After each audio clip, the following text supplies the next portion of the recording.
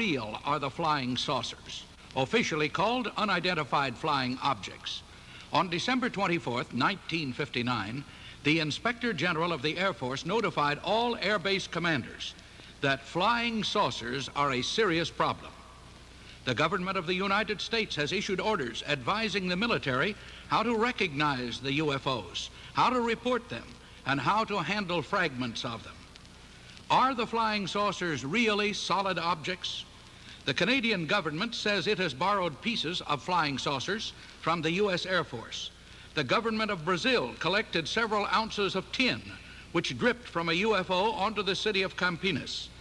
The Norwegian government reported in 1952 that it had located and recovered the outer shell of a UFO, which, it said, was certainly not made on this earth. Slowly but surely, the irrefutable facts about UFOs have filtered through the veil of censorship in this and other countries. Slowly but surely, the nature and extent of this remarkable phenomenon has become public knowledge. By patiently piecing together these bits of evidence as they become available, by carefully weighing the guarded statements of scientists and military agencies involved in the study of unidentified flying objects, we shall see that they are indeed serious business. What should we do about them? What can we do about them? Let us consider the case of the Argentine naval transport, the Punta Medanos, which was making its way across the South Atlantic near the Falkland Islands in September of 1963. An enormous craft of unknown type and origin approached the naval transport from astern. The officers of the transport estimated that the object was about 800 feet in diameter. It was gray in color, like dull aluminum, and in shape it resembled two huge soup bowls placed together, rim to rim. As the strange craft approached, slowly and silently, and about 100 feet above the sea, the Punta Medanos compass gyrated wildly. The lights went out. The intercommunication system went dead. The radar and radio ceased to function. The ship was virtually helpless. For 20 minutes, this state of affairs continued, and then the strange aerial craft rose ponderously into the heavens and vanished as mysteriously as it had come. This is not an unusual case, let it be noted. The Secretary of the Argentine Navy says this was but one of 13 such cases in which giant UFOs had interfered with the operation of Argentine naval craft in a 3-year period. Hostility in their actions, but there was unquestionably a powerful electromagnetic field which overwhelmed man-made gear while the UFOs were near. The captain of the Punta Medanos found that he could do nothing while his vessel was within the field of the giant UFO. It was an experience that has been shared by many persons in the air, on the ground, and at sea. The captain of the Punta Medanos was as helpless as, for instance, our own astronaut, Major Gordon Cooper. As Major Cooper was making his final orbit of the Earth in May of 1963, he was approaching Perth, Australia at night. Suddenly, Major Cooper radioed down to the tracking station that he was being approached by a greenish glowing disk with a faint red glow on one side. It was traveling east to west, which no man-made satellite does. 200 persons at the tracking station watched the object on the gear there. They saw it approach Cooper. Then it veered away from him and sped on out into space. It was only the first of many such cases. Every American astronaut since Gordon Cooper has also been approached by unidentified flying objects. And each time the UFOs come closer to the astronauts, and each time they remain a little longer. In 1965, Major Edward McDivitt photographed one of these objects near the capsule in which he was orbiting the Earth over the Pacific Ocean. And the photograph, as released by the National Aeronautics and Space Administration, clearly shows a bright egg-shaped thing which leaves a visible trail from its propulsion system. The astronauts have all been approached by UFOs. One of our surveyor shots to the moon was followed by UFOs, according to NASA. These things have caused power blackouts by official admission. Individuals have been burned by radiation when they got too close to UFOs. and mid-air collisions with planes full of passengers, and near collisions as well, can also be found in the reports around the world. These incidents are but a small part of the worldwide story of what we officially call unidentified flying objects. In their early form, they were called flying saucers, which they did resemble in flight. But as the old saucer or disc-shaped types were gradually replaced by more sophisticated models, the term unidentified flying object was officially adopted. It could, and did, include all types of craft and objects, and the objects themselves did, and still do, constitute a major problem for the government of the United States and of many other nations around the world, including Russia, which was first to become aware of their presence. In May of 1946, residents of northwestern Russia, Norway, Sweden, Finland, and Denmark were startled by a rash of unconventional objects which darted about in the skies. At first, these things were referred to in the news dispatches as ghost rockets, but it soon became evident that they were certainly not rockets. They changed direction. They were seen to hover. They were silent, and they left no rocket trail. And when the jets were sent up after them, the things simply zipped away at fantastic speed and left the jets far behind. That was in May of 1946.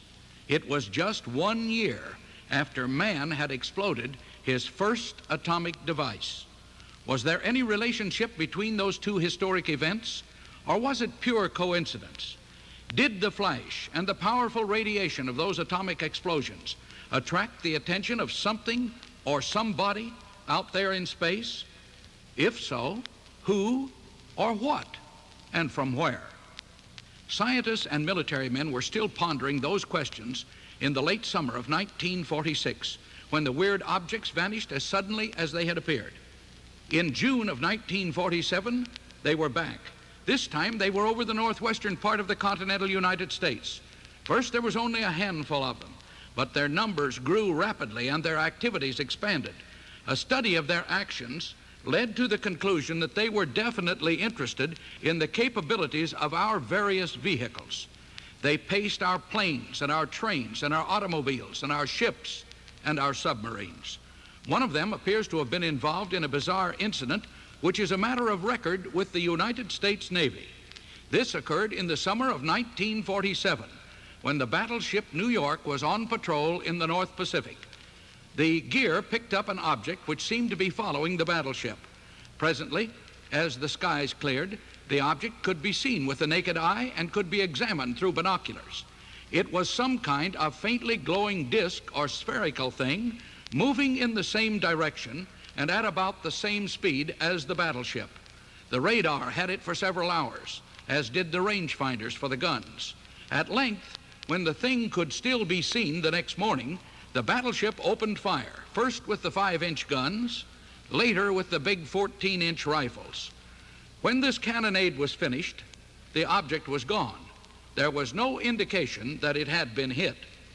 When the official report was made by the commander of the battleship New York, the refutation was promptly issued that they had only been shooting at the planet Venus. Thus, as far back as 1947, the official policy of issuing explanations which ignored the facts was in evidence. For one thing, the object which followed the battleship New York was in the wrong direction to have been the planet Venus. It did not change position relative to either the ship or the horizon, as a planet would have done. And perhaps most important and most devastating to the official explanation, neither the radar nor the rangefinders on the battleship could possibly have picked up the planet Venus or any other planet. If this was indeed the first case of deriding those who reported unconventional objects in the sky, it was but the forerunner of many similar cases. And it was also the forerunner of many cases in which human beings have tried to do violence to UFOs, perhaps a common human reaction to something they do not understand.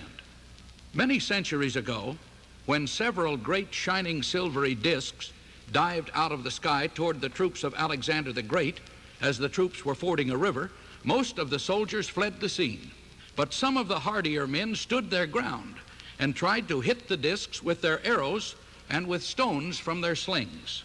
In April of 1897, when a glowing red dirigible-shaped object indicated that it was about to touch down in a cattle lot on the farm of Alexander Hamilton near Leroy, Kansas, Hamilton and his teenage son and his hired man armed themselves with axes and rushed toward the craft. It quickly rose into the air out of reach, taking with it the hideous creatures which the men reportedly saw in the brightly lighted cabin beneath the craft. Peasants who worked in a beet field in northern Italy reported to the police that when a disc-shaped UFO hovered over them at very low altitude shortly before dark one evening in 1954, they pelted it with clods and stones, and one man struck it a ringing blow with his shovel. On the night of April 18, 1962, a glowing red object was sighted by a ground observer group at Oneida, New York. They immediately notified the military at a nearby airbase, and the thing was picked up on radar. It was tracked by radar as it moved westward across the country to a point near Gridley, Kansas. Then it changed course and descended until it was below the range of the radar. A few minutes later, an unidentified flying object landed near an electric power substation at Eureka, Utah. While the object was close to the station could not function. The military went into action promptly and scrambled 2 flights of armed jet interceptors, one from Phoenix, Arizona, the other from Reno, Nevada. The object remained on the ground near the power substation for 42 minutes, according to military spokesmen. As the jets approached, the object took flight, and the electric power again flowed through that substation. Pursued by armed jets, the object streaked across southwestern Nevada, and it exploded in flight about 70 miles south of Reno over the Mesquite Range. The brilliant flash lighted the city of Reno like a giant photographer's flashbulb, according to the witnesses. The military sources admitted that the object had exploded, but they refused to say whether it was the result of action by the pursuing jets. An interesting case is one which occurred one evening in October of 1954 near Milan, Italy, when a crowd gathered to watch a dimly glowing UFO which had settled down in an abandoned sports field.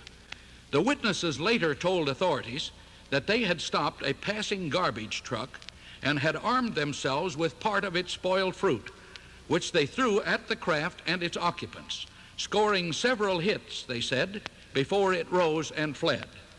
If this was indeed an extraterrestrial spacecraft with living occupants, it must have been very disconcerting for them to cross millions of miles of space only to be hit on the head with rotten oranges. The dramatic advent of such fascinating objects as those which were first called flying saucers attracted the inevitable attention of those individuals who let their imaginations run away with their veracity. By 1950, some of these characters were beginning to spin their stories of fantastic conversations with alleged space people. Some of them expanded the stories to include alleged rides in the UFOs. Others published books replete with photographs of what they blandly called spacecraft, motherships and all. Because they all claimed to have made contact with the operators of the UFOs, the promoters of these various stories are known as contactees. One of the most famous and the most successful was a fellow who had very limited schooling, but unlimited imagination. He concocted an engrossing tale of his alleged conversation with a gorgeous female space traveler from some distant planet. He also concocted some pictures which the Air Force experts promptly identified as what they called simulated, which indicated charitable restraint on their part, to say the least. This charming fellow voluntarily listed his book with the Library of Congress as a piece of fiction, but he sold the book to the general public as a factual account. I was fascinated by one of his pictures, which he identified as the craft in which he said he had made a trip to another planet. It took me 8 years to track down the object which he called a spaceship. It was the top of a canister-type vacuum cleaner made in 1937. Somehow, I doubt that very much space travel is actually being done in vacuum cleaner lids. Of course, Mr. Edwards was referring to George Adamski, famous contactee from the early 1950s. Every student of unidentified flying objects quickly discovers that this present development is but the latest phase of a very old phenomenon. The Bible contains numerous references to strange objects, variously described in terms of contemporary understanding. Ezekiel's wheels of fire were probably his description of what would have been great glowing discs, for wheels in his day were solid circles. The account of Lot in the Bible tells how he saw strange beings who came down from the heavens and who even ate at his table.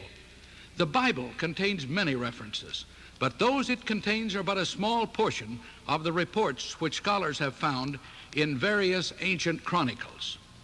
One of these is very old indeed. It is the books of Zion, which are the written version of the legends of the hill people of northern India. For thousands of years, these accounts were handed down from generation to generation by word of mouth, until at last they were preserved in writing in the form in which they exist today. The account to which I refer is that which purports to describe a singular event in the history of those ancient people. The time of the incident was about 6,000 years before the Christian era, yet some of its details have been known to modern science for less than 20 years. The legend tells how strange, glistening metallic vessels were seen in the skies of northern India. After circling the earth, so we are told, these craft landed, and the awestruck natives fell down before the men who got out of the vessels. In a short time, the visitors became the rulers of these people, and they built 2 cities from which they ruled for many years. The people prospered under their rulership, and all went well until a grievous misunderstanding arose between the 2 groups of visitors. Then, says the chronicle, one leader took a group of his companions, and they rose into the sky in one of their huge vessels. They flew to a point from which they could see the city in which their opponents dwelt. Then they released what the chronicle describes as a great shining lance, which rode on a beam of light. This weapon exploded in or above the doomed city. The flash blinded all who gazed upon it and burned those in and about the city for a great distance. The water of the river was poisoned by the explosion, and the dust of the city was also poisoned, so that none dared enter. When the visitor who had launched this attack realized the enormity of the devastation, he gathered about him the remnants of his own people, put them into the remaining vessels, and rose into the sky, never to return. The devastated city eventually crumbled and vanished. The other city was finally abandoned and fell into ruins. This account sounds very much like an early attempt by space beings to establish a base or a foothold on Earth. It notes that these creatures circled the Earth, and that was at a time when humans were of the belief that the Earth was flat. The description of a great shining lance that rode on a beam of light bears a striking resemblance to a modern rocket with its flaming exhaust, described by those who had never seen such a thing before. And the great flash that burned and blinded and poisoned the dust and the water bears an ominous similarity to a detailed description of a nuclear blast and its aftermath. Yet, all this was said to have taken place many thousands of years ago, and for men of that time to have imagined such things in such detail would be more fantastic than the story itself. The chronicles of ancient India, in this case, merely add mystery to an enigma. If it did not occur as stated, then how did they know about such things in such precise and accurate detail? And if it did happen as described, who were the strange visitors who sailed their metal ships in the skies of Earth almost 8,000 years before man learned to fly? In or about the year 956 AD, the records of an ancient church in Ireland tell of a weird incident which defies explanation other than some early type UFO. It tells how the people attending church were alarmed by a loud crashing noise. They rushed out to find a metal anchor hooked in the wood above the front door of the church. The anchor was at the end of a cable which ran up to a strange craft hovering in the air a short distance above the church, and a man-like creature who was apparently trying to dislodge the anchor was seized when he endeavored to climb back up the cable. But the bishop who wrote the report for his superiors said that he made the parishioners turn the creature loose for fear they might harm him, and that upon being freed, the creature hastily climbed the cable, which was then cut, and the craft sped away in the skies. The anchor, says the old church record, was kept in the church for many years as a souvenir of the incident. In January of 1910, the city of Chattanooga, Tennessee, was surprised by the visit of a large dirigible-shaped craft which cruised about over the city in broad daylight for about half an hour, in full view of thousands of people, many of whom were admittedly frightened by it. In those days, the only similar devices known to man were a few clumsy, underpowered zeppelins in Europe, totally incapable of visiting this country. Next day, the object was back over Chattanooga, and then it rose into the clouds and moved away toward the south. Another well-attested enigma in the long, long story of the unidentified flying objects.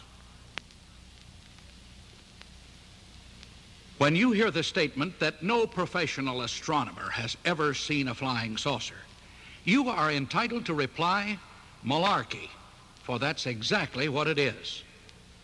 The first UFOs ever photographed were seen and filmed by Professor Bonilla at the observatory at Zacatecas, Mexico, on August the 12th, 1883. He and his colleagues saw hundreds of spindle-shaped craft in formation passing between their telescope and the sun on that and the succeeding day. More recently, let us consider the case of Dr. Clyde Tombaugh, who is world famous as the discoverer of the planet Pluto. In 1949, Dr. Tombaugh and several other witnesses, including members of his family, watched a strange cigar-shaped craft with regularly spaced rectangular apertures along the sides, similar in appearance to windows, as the craft moved silently about over the desert near Tombaugh's home in New Mexico. The noted astronomer said in a written statement that he had the impression that the object was some form of extraterrestrial device. Dr. Seymour Hess of Lowell Observatory also saw a UFO and had the courage to report what he had seen. It was on May the 20th, 1950. Dr. Hess described a shiny, double-convex disk which he had watched maneuvering about in the clear sky of the southwest. It was completely unlike any other object he had ever seen, with or without the aid of a telescope. One of the most famous astronomers of our time was the late Dr. H. Percy Wilkins, famed among other things for his leadership of the British Selenological Society as a result of his lifelong study of the moon. On June the 11th, 1954, Dr. Wilkins was in this country on a speaking trip, and he was flying in a Convair from Charleston, West Virginia to Atlanta, Georgia. The weather was good, with scattered clouds and bright sunshine.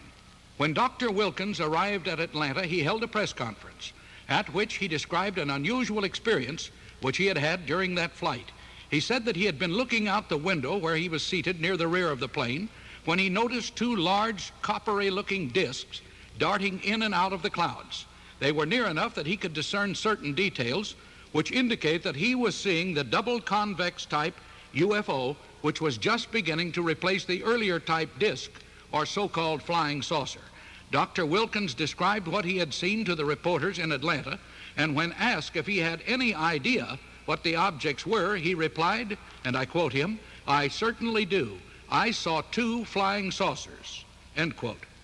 Frank Halstead, who was for 25 years the curator of the University of Minnesota Observatory at Duluth, says that he has seen a total of 3 UFOs, 2 of them in one day and almost at the same time. No professional astronomer ever saw a flying saucer? The record indicates otherwise. The time, 1 o'clock on the morning of September 4th, 1965. 2 sheriff's deputies from the office at Angleton had stopped their car on the highway a few miles from Damon, Texas. Their attention had been attracted by a peculiar purplish light which they had seen in the sky off to one side of the road. They got out of their car to observe it better. A moment later, they got back into the car to get away from there quicker. The purple light was some sort of brilliant spotlight on the front of a strange football-shaped craft somewhere in excess of 90 feet long. As the two officers stood there beside their car, the object had turned toward them, caught them in its light, and then dived toward them. The officers roared down the highway toward Damon, and the object easily kept pace with them. At times, their speed exceeded 100 miles an hour, according to their report. But the big craft continued to follow. They finally lost it near Damon, and then went back out to take another look at it, and were again pursued. This incident at Damon, Texas, occurred only a few minutes after police officers at Exeter, New Hampshire, had watched a similar craft carrying brilliant red lights. It had terrified several people, and the police who saw it admittedly felt squeamish about their experience. The type of craft described in these incidents is one of about half a dozen frequently reported. First, the so-called saucers, which appeared in 1946 over northwestern Europe. This was followed about 1953 by the double convex type, resembling two soup bowls rim to rim, and later the football-shaped things in many sizes. We must also include the occasional cigar-shaped devices and the giant spherical things with rims around their equators. There are a few others of various shapes reported from time to time, but these are the types most frequently seen and photographed by credible witnesses. As they vary in shape, so do they vary in size. Presumably, this is due to the difference in purpose, just as our own satellites come in many shapes and sizes for different types of performance. An Air Force colonel flying over the Pacific during the Korean War reported that a shiny little disk not more than 6 or 8 inches in diameter played around over the wing of his jet, suddenly spurted ahead and made the same maneuver around the jet ahead of him, then streaked away and vanished. From that tiny 6-inch device or object, the UFOs have been reported up to around 1,000 feet in diameter. In such cases, the big ones are always of the double convex type. The pilot, co-pilot, and 3 military aviation experts on a charter flight from Anchorage, Alaska to Tokyo in the winter of 1964 reported that they had been paced over the North Pacific by 3 double convex type craft about 1,000 feet in diameter. They could detect no visible indication of propulsion, nor did they see any operators in the transparent domes on the top center of the objects. But the UFOs easily eluded the plane's efforts to close with them and gave every indication of being highly maneuverable and under intelligent control. When last seen, the UFOs were going straight up at a speed estimated around 1,300 miles per hour. Now, since the witnesses in this case were experts in both aeronautics and rocketry, their testimony carries unusual weight. Such remarkable performance characteristics as those we have just described implies a power source of tremendous potential. The answer may be found in the statement of Dr. Hermann Oberth, the famed rocket scientist who led an investigation of UFOs for the West German government. In June of 1954, Dr. Oberth told newsmen at Frankfurt, Germany, that he and his fellow scientists had concluded that the UFOs were powered by some method of converting gravity into usable energy. Theoretically, such a process would give the UFOs or any other spacecraft an endless source of power, since gravity is known to exist throughout the entire universe. Thus far, man has not been able to determine precisely what it is or exactly how it works, nor how to put it to work. But we are not idle. Since the time of Dr. Oberth's statement, the United States has embarked on a costly and intensive program of gravitational research. True magazine reported in January of 1960 that we had, at that time, 46 separate gravitational research programs underway. And it may well be that Dr. Oberth's assertion that men would be going to the moon in electrically propelled craft by 1970 will be fulfilled. We have found that gravity can be used. There remains the problem of learning how to do it. In 1964, our Ranger 7 sent back thousands of pictures before it crashed into the moon. Ranger 8 did even better, both in quantity and quality, but very few pictures from that second group were ever exposed to public gaze. And those pictures should have been very interesting, for they were centered on that area around the crater Aristarchus, where so many phenomena have been noted, and where the phenomena are still being noted, for that matter. The story of man's interest in lunar phenomena was dramatically intensified by a series of events which may not have been related, and then again, perhaps they were. Here is that story. Dr. Asaph Hall discovered in one 6-day period in 1877 that the planet Mars had 2 moons, where no moons had ever been seen before. Moreover, the moons of Mars were brighter than the planet itself, as though they were of different material. And one of the moons revolves around the planet in an orbit unlike any other natural satellite, if that's what it is. 2 years after Dr. Hall's historic discoveries, the British Astronomical Society was deluged with reports of strange lights on the moon in the dark part of the lunar orb. So many astronomers reported so many anomalies that the Society began to wonder if there was somebody up there and if they were trying to make us aware of their presence by arranging lights in geometric patterns. The Society requested that its members chart and report any and all such oddities on the moon in the hope that some sort of intelligible signals might be discovered. Well, they got a lot more than they bargained for. Between 1879 and 1882, the Astronomical Society received more than 2,000 reports of light patterns on the dark part of the moon. They received so many reports that they had to ask their members to refrain from making any additional reports. The Society was unable to cope with what it already had. In the summer of 1965, moon watching had become fashionable once more for professional astronomers. They began to notice occasional flashes of intensely bright white light from the floor of the crater Aristarchus. Several observatories were linked by shortwave radio stations, so that the instant any one of them saw this curious light, the other observatories were notified. This project was called Astronet, and it recorded those flashes many times in the year 1965, and as a result, the number of observatories involved was increased in 1966, and also the results.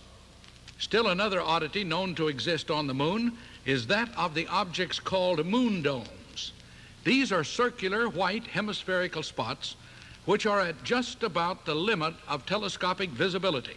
They're probably 600 feet in diameter. It was once thought that these things were hills, or perhaps tiny volcanic cones, but subsequent study revealed that the mysterious domes sometimes vanished in one area and appeared later in another. What they were and why they seemed to be hopscotching around on the bleak lunar surface, no man can say.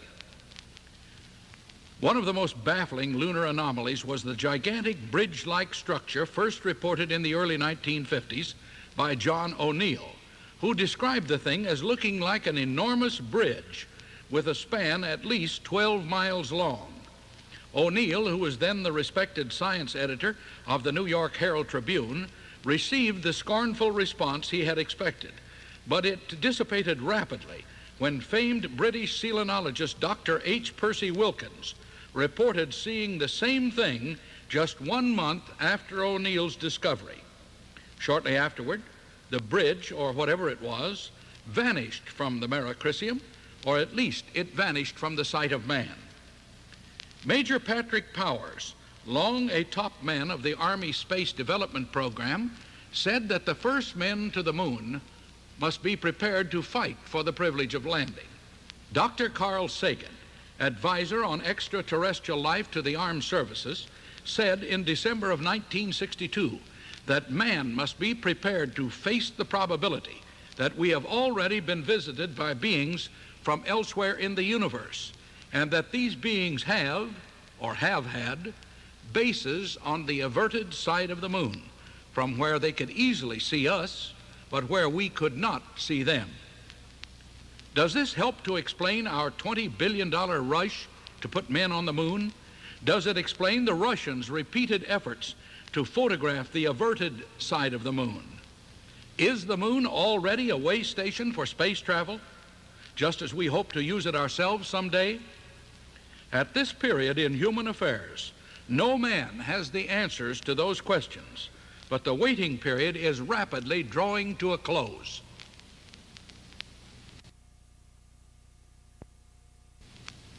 "12 glowing disc-shaped UFOs came over the city of Washington, D.C. on the night of July 19, 1952. They were tracked on radar. They were seen by a great many people. They flew in formation around the White House and the Capitol building and over the Pentagon, the insult supreme. Most of the objects were gone by the time the first jets arrived, for the jets, which were supposed to protect the city of Washington, had been on patrol over Delaware, where a huge UFO was hovering at great altitude. This incident made worldwide headlines, of course.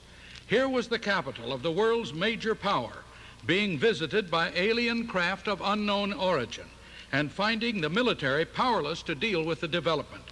There were 3 Washington incidents of this type, the one just mentioned, another on July 25th, and the biggest of all on the night of August 13th, 1952, when the Civil Aeronautics Administration reported that a total of 68 UFOs were present over the District of Columbia during that one night.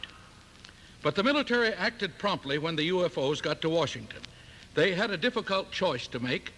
They either had to admit what was known about the UFOs or to pretend there was nothing up there while they tried to find an answer. And that was the choice they made. And it was a good choice at the time. The order which imposes the strict censorship on the subject of UFOs is a regulation which came from the Joint Chiefs of Staff, or higher. It is known as JNAP 146, which means Joint Army-Navy Air Publication number 146. This concludes the other military services and requires them to channel their UFO reports to the Air Force. This is the order which specifies that the Air Force shall make all the UFO investigations and shall make all the press statements on the subject. It also specifically provides that the Air Force can tell the public only that the UFOs are conventional objects or conditions. Fortunately, that order was not immediately classified, and a few copies of it got out before the censors placed it on the classified list and prevented the public knowing of its existence. Thus, as a result of the aerial invasion of Washington, D.C. by unidentified flying objects in July and August of 1952, we embarked on an official policy which still remains in force. It was a wise policy at its inception, but time and events have passed it by. Under the conditions of the censorship regulation, the Air Force tried to carry out its orders, but it was a difficult assignment at best, and in the long run, an impossible task. The section which required the Air Force to identify these things to the public only as conventional objects or conditions finally led to the breakdown of the entire censorship program, an almost inevitable turn of events.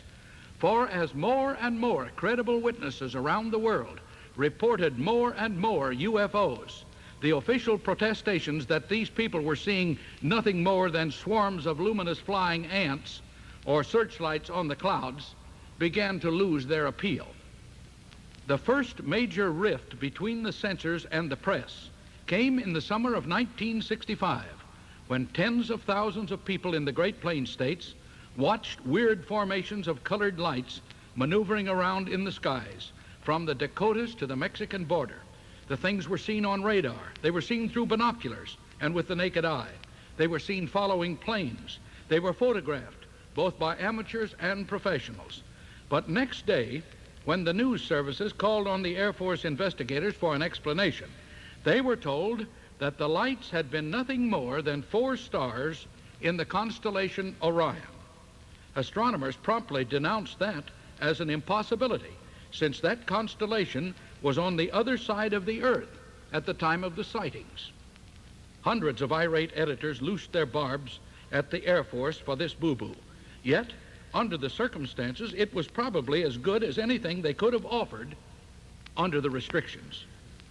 The final breakdown of the censorship program occurred early in 1966 when hundreds of students and police and faculty members of the University of Michigan watched 4 and sometimes 5 glowing football-shaped objects maneuvering at low altitude in that area. A farmer and his son told authorities that they had seen one of the things on the ground and had been close enough to see that it had a sort of waffled surface and that it was football-shaped. The official explanation was offered after a very brief investigation, only a couple of hours and 3 or 4 interviews. Then the public was told that these people had been seeing swamp gas. There was no swamp involved. The temperature was too low for the gas to have formed, and the light breeze was capable of dissipating the gas even had it existed. The net result of this fiasco was that swamp gas became a national joke, and the Air Force found itself not only discredited, but facing congressional investigation. And all of this because it had merely been trying to carry out orders. As far as the censorship program was concerned, the damage had been done. The nature and existence of the censorship was painfully obvious. Editors resented it and said so, hundreds of them. One television network ran a program which seemed anxious to present the official side in the best possible light, which was certainly not an easy task. On that particular program, one participant was permitted to make the unchallenged declaration that no UFOs were ever sighted on radar. That statement was in direct contradiction to the facts, which include a book on radar sightings of UFOs compiled by the Civil Aviation Administration. Another claim made on that same broadcast was that none of our tracking cameras had photographed any UFOs. Robin Sanford, for more than 10 years an official of that particular program, says that from 12 to 15% of the tracking station camera pictures include unidentified aerial objects. By the end of 1965, the UFO cat was pretty well out of the bag of censorship. Since there had been no hostility by the UFOs, scientists contended that it was not a military concern, but a matter for scientific investigation, which seemed more logical than most suggestions. Let's discuss the fascinating riddle of signals from outer space. In this category, we must also include such items as our own nuclear explosions, for their byproduct of that incredibly brilliant flash and their radiation, which would be detectable at much greater distances than the flash itself, may very well have served notice on other residents of the cosmos that the dwellers on this tiny planet of ours are learning to use the fury of the split atom, that in a relatively short time we would be able to move about in space, just as others have evidently been doing before us. This may explain the dramatic appearance of unidentified flying objects in May of 1946, 1 year after man exploded his first nuclear device. But there had been other indications of life out there, both before and after the 1946 UFO visitation. And in that other evidence which I mentioned, there seems to be a pattern of sorts, a time interval which may give us a clue to our nearest neighbors in space. Let us take note of the details of this strange business. Nikola Tesla sent out tremendously powerful radio signals in 1899, signals that were little more than man-made lightning bolts delivered in measured sequence. They could be picked up at great distance from the Earth, if anybody was listening. Marconi picked up strange signals from space exactly 22 years later. The origin of those signals was and is unknown. But the really interesting factor here is that 22-year sequence between powerful man-made signals and signals from outer space. In 1924, when the planet Mars came within 35 million miles of the Earth, the United States Navy hired scientists to record radio signals on photographic paper which moved through a special machine. The antennas were turned toward Mars. signals came in. When the sensitized paper was developed, it showed unintelligible strings of dots and dashes, but it also showed clumps of signals which resembled crude caricatures of human faces. There was no explanation then, and there is none now. That was in 1924. 22 years later, the UFOs swarmed over northwestern Europe and began their systematic surveillance of man and his works. And more radio signals kept trickling in, fragmentary signals, and 22 years old when we got them back from somewhere. In more recent years, many countries have built huge radio telescopes. Those telescopes, and especially those at Green Bank, West Virginia, have devoted and are devoting a great deal of time and scientific manpower to the study of two particular stars, Tau Ceti and Epsilon Eridani. Some of the incoming signals were so startling and perhaps so important that a special secret meeting of experts in this field was held to discuss the findings, whatever they were. Why all this special attention to those two stars, Tau Ceti and Epsilon Eridani? Could it be due to the fact that they are exactly 11 light years away, which means that a transmitter in that area might be returning our signals 22 years late? If we are being signaled and visited by sentient beings from space, what kind of creatures are they?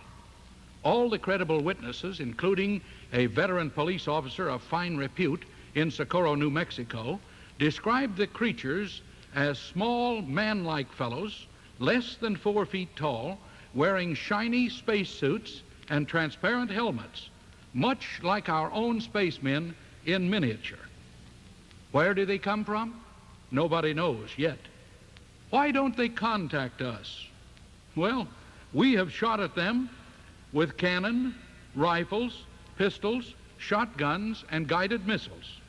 They may regard this action on our part as unfriendly. When will they contact us, if ever? The fact that they are still with us after all these years probably means that they intend an eventual contact. A study of their past performance indicates that we are in the closing phases of a long and careful surveillance. At this pace, contact may occur in the next 2 or 3 years, or it could come tomorrow. The more we study the evidence that is being assembled all over the earth, the more inescapable the conclusion that man had best prepare himself for the greatest event in human history, the realization that we are about to contact or to be contacted by sentient beings from elsewhere in the universe. The late General Douglas MacArthur said that this confrontation would be the greatest challenge man ever had to face. Are we ready for it when and if it comes? Frank Edwards reporting.